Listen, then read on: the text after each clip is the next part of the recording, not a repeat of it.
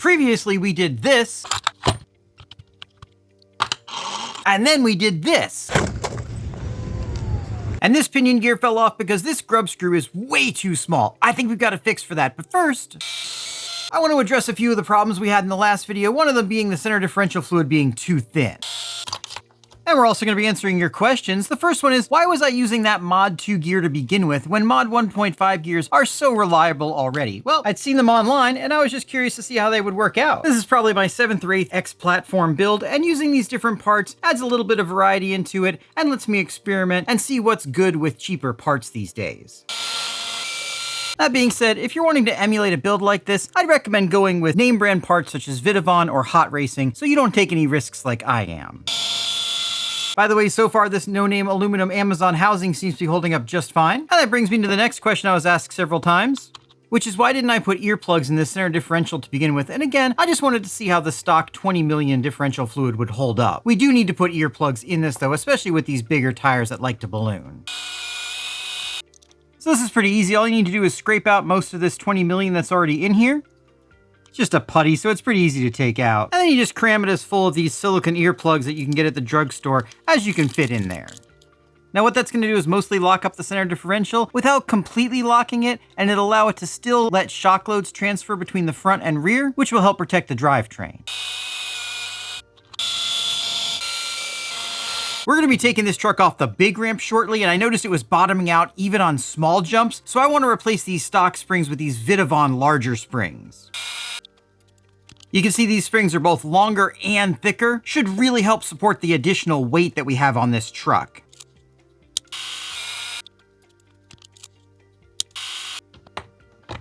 Those look like they're going to be a lot more capable of handling the big jumps we're going to be doing in just a few minutes. And now we just need to do the front ones and the suspension's ready to go. Unfortunately, the steering isn't. Now, I don't know if it was the servo or the BEC in the ESC, but I was having problems where the servo kept cutting out on me. This servo is right at the limit of what this ESC can handle, so I suspect we're going to need to install an external BEC. This is a Castle external BEC, and if you don't know what a BEC is, basically it's what takes the battery voltage and outputs something that the receiver and parts like the servo and your fans can actually handle. There's a limit to the current that BEC can output, and the BEC in the MMX 8S is limited to 8 amps. This servo can draw just about that much, and we've got the fans and the receiver on there, which I suspect is causing the problem. An external BEC bypasses the built-in BEC and gives you more power and more control over that power. Let's get this installed. Hopefully it'll fix the problem. Now, I've been looking for a good place to install this BEC, and I think I want to install it right here. Unfortunately, there's a little bit of a ridge here that's going to stop me, so let's get that cut out. Flush cutters are great for these little trimming jobs. Just nip the ends,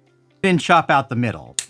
And with just a little bit of cleanup, you can get a pretty clean result. And we're just going to attach that there, using some of my favorite 3M VHB. If you buy this VHB, make sure you get it from a reputable source. There is fake VHB out there, and it does not work very well. With good preparation and careful application, this won't come off.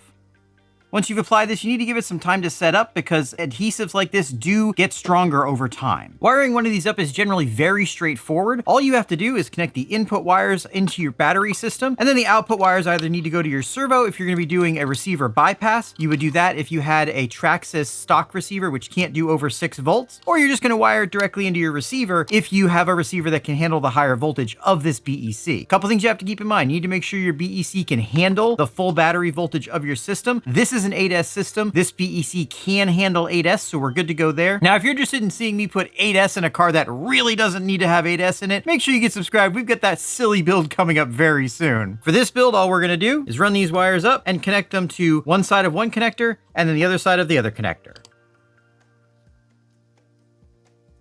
Now, if this is a Castle BEC, you'll need to program it via their Castle Link app. And there's one more really important thing we need to do. Let me show you that now. Since we're going to be powering everything from the external BEC, we need to make sure we remove this center red positive wire that comes from the ESC. Otherwise, you're going to be powering everything from 2 different sources and you can end up damaging things. You can just lift up that little plastic tab, slide this out, and we'll put a piece of heat shrink over this. In this hobby, adhesive lined heat shrink is your friend. It is much thicker and it will hold better. On something really small like this, once you get it hot, you can kind of pinch it together like that, and that'll stick the adhesive together and seal it up even better. Just be careful because the adhesive is going to be hot. We can see we've got that end pinched off. This is a waterproof seal now. The Castle BEC comes with 2 connectors. This is because the BEC can output enough current to overwhelm one of these connectors. We're not going to be using that much current, and unfortunately I've only got one empty spot on my receiver, so we're only going to be connecting one of these right now. It should be fine. And now we just need to stuff all this in the box. Something like that. Now fortunately the XRT receiver box is plenty big enough to handle a lot of wires. With some other cars you might have more difficulty than that.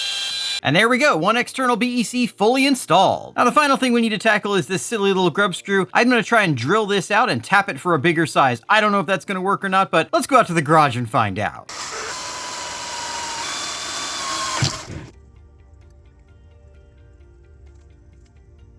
That actually worked really, really well. So well, in fact, that I wanna put one here at 90 degrees.